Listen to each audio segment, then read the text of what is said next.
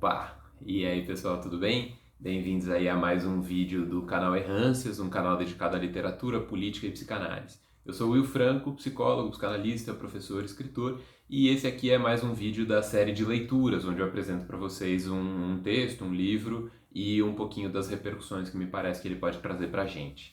O livro que eu queria comentar com vocês hoje é esse livro aqui. Ele chama A Queda do Céu, Palavras de um Xamã Yanomami, e ele é de autoria de dois caras, o Davi Copenaua e o Bruce Albert. Ele saiu no Brasil em 2015. Antes disso, ele saiu na França, em 2010. O que é curioso, porque tem tudo a ver com o Brasil e o Davi Copenaua é um xamã Yanomami. Mas, por conta das políticas editoriais, ele acabou saindo primeiro na França, mas está disponível aqui no Brasil, editado pela Companhia das Letras desde 2015. Ele não é barato, porque ele é grande, mas eu recomendo bastante a leitura, é uma experiência, de fato, é um livro que você mergulha como uma experiência. O que aconteceu? O Bruce Albert, ele é um antropólogo e ele tem uma experiência aí de décadas fazendo etnografias, né? Então mergulhando na civilidade, nas comunidades Yanomami, ali no norte do Brasil e já fazendo divisa com a Venezuela e tal. E ele conheceu Copenhague, se eu não me engano, no final dos anos 70, 1970, e eles foram estabelecendo um diálogo. E através desse diálogo, desde muito cedo, Bruce Albert começou a gravar ou a transcrever os encontros, como um bom antropólogo.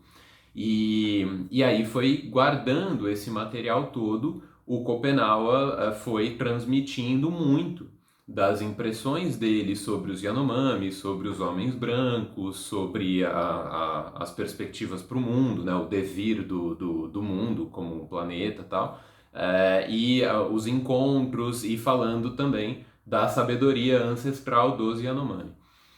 E o Bruce Albert foi registrando essas coisas todas e depois se propôs essa experiência, esse trabalho gigantesco que culmina na publicação do livro, que é ele pega todo esse material e faz um tratamento dessas conversas, algumas transcritas, algumas gravadas, algumas que ele fez anotação, algumas que ele não fez anotação, algumas que eles fizeram em dialetos próprios ali aos povos Yanomami, alguns que eles fizeram em português.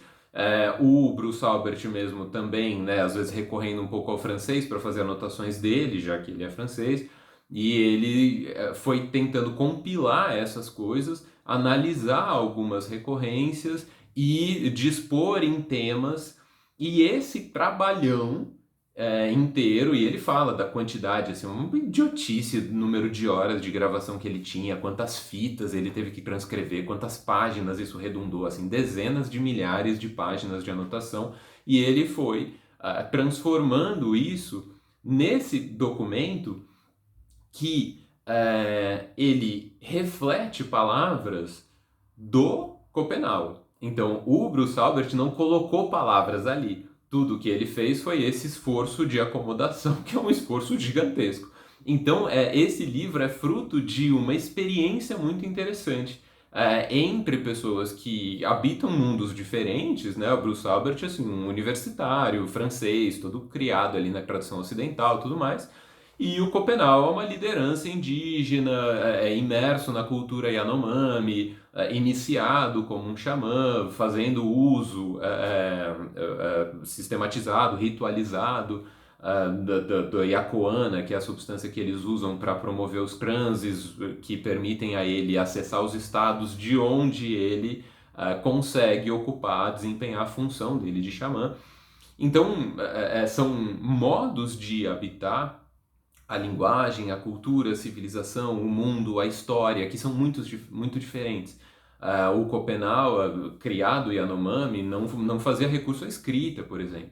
A tradição Yanomami é uma tradição oral. Então, é um livro que, de fato, é fruto de um encontro muito impressionante.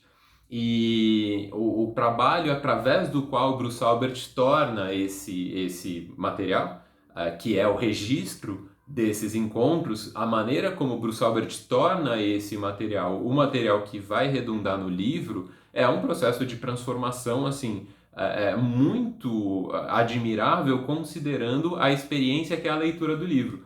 Porque quando você vai ler o livro, você se sente de fato ouvindo um xamã, por conta da prosódia, o ritmo mesmo, a maneira como as coisas estão concatenadas, então tem uma certa reiteração nos temas, tem uma certa escolha de palavras, né? Não é um trabalho analítico, não é um trabalho super especulativo, né? O Schopenhauer não usa conceitos da tradição ocidental. Então ele vai falando e você fica é uma experiência mesmo, é muito impressionante. Eu que venho de uma tradição toda eurocêntrica, ocidentalizada, né?